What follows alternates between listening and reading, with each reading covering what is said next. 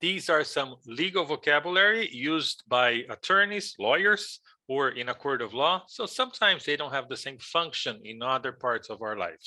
Let's start with acquit. Acquit means when the judge says the person is innocent, he acquits the person. Second one is appeal. Appeal is the second stage of a lawsuit. When a first instance of a judge determines something and you go to a higher instance, you appeal.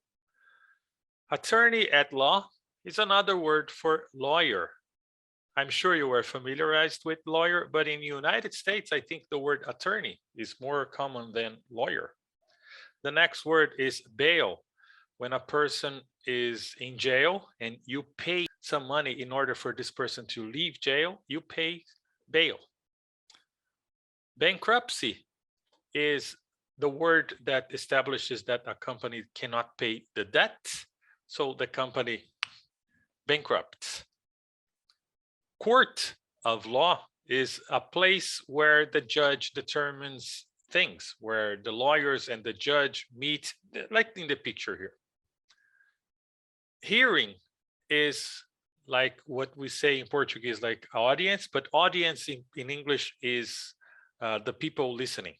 And hearing is the event where a judge is going to hear what you have to say. Jeopardy means that the person can be convicted.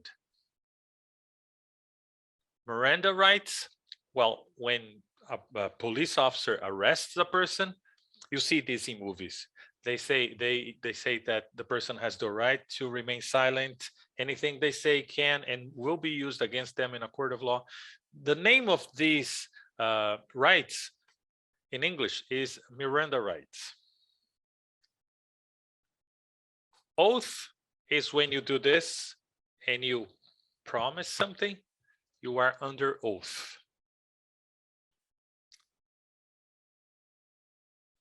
A plaintiff is a person who initiates a lawsuit against the other. And by the way, defender is how you call the other part. A plea bargain is when people negotiate in a court of law and they reach an agreement. Both parts agree, so that's a plea bargain. A retainer is the money you pay your lawyer, your attorney, the fixed part of the money that you pay to your lawyer, that's a retainer. Small claims court are the courts for small claims. When you don't have like a lot of money to receive, only a little bit, you call it a small claims court. Testimony is when you go to court to speak about something that happens, and you are a testimony. You are a witness, actually. Testimony is the action, but you are a witness.